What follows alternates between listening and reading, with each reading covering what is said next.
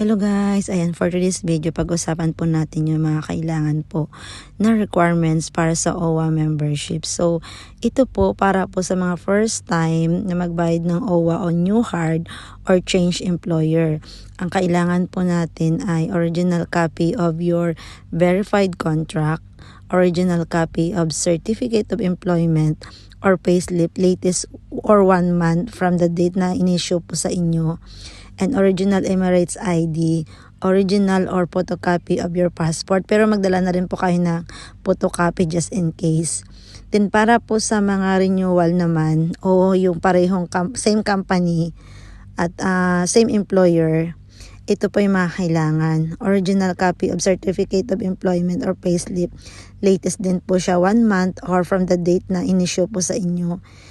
Original Emirates ID at saka original or photocopy of your passport. So mag-prepare din po kayo ng Xerox copy just in case na hanapan po kayo. Then mag-prepare po kayo ng 92 dirhams na cash po para sa pagbayad po nun. At after po nun, pwede na po kayo mag-apply ng inyong OWA card. So dapat po nating sundin to mga requirements na binibigay po sa atin para po pagdating po doon, hindi na po tayo babalik. So yun lang po, maraming salamat. Sana po ay nakatulong po itong video na to.